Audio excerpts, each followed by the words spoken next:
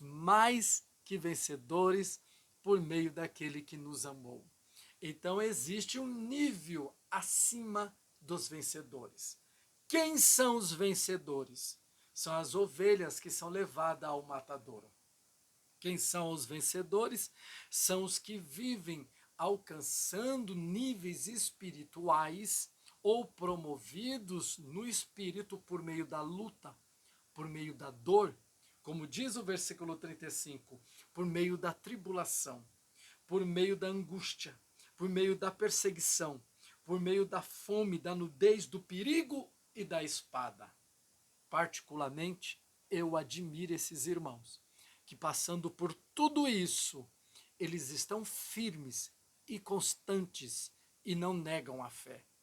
Mas este não é um nível espiritual ideal e, por que não dizer, fundamental em Cristo Jesus para se viver. Porque Paulo ensina que existe um nível maior, existe um nível que transcende, existe um nível superior no Espírito de Cristo, que é revelado aqui em Romanos capítulo 8, versículo 37. Os mais que vencedores, os que estão acima dos vencedores. Os que são os vencedores etimologicamente falando? Os vencedores são os que vencem através da dor. Super admiro, mas não é o nível do caminho espiritual para transcorrer ou permanecer. Por quê? Porque existem os mais que vencedores. Quem são os mais que vencedores? São os que vencem sem dores. São os que vencem sem passar por circunstâncias dolorosas. E Paulo, ele está seguro disso que está falando, por meio do Espírito e de revelação. No versículo de número 38, ele afirma: por isso estou bem certo de que nem a morte. Tem outras traduções que diz: por isto estou seguro, estou convicto, estou assegurado. Tá pegando a revelação?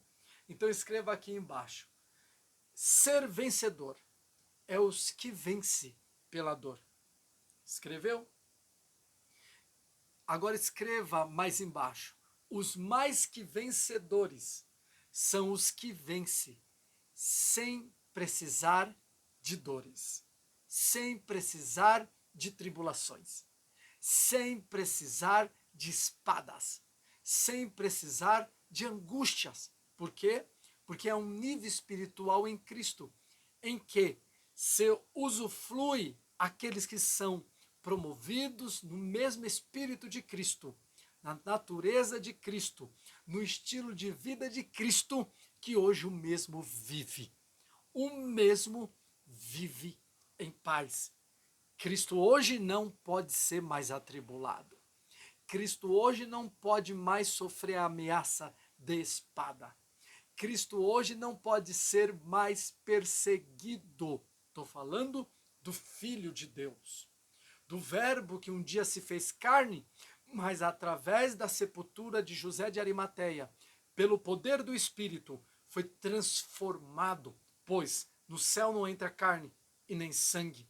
E o mesmo que se fez carne e sangue, e houve testificação na terra da água e da palavra, hoje vive entronizado como o Verbo vivo de Deus, como filho transformado do Altíssimo.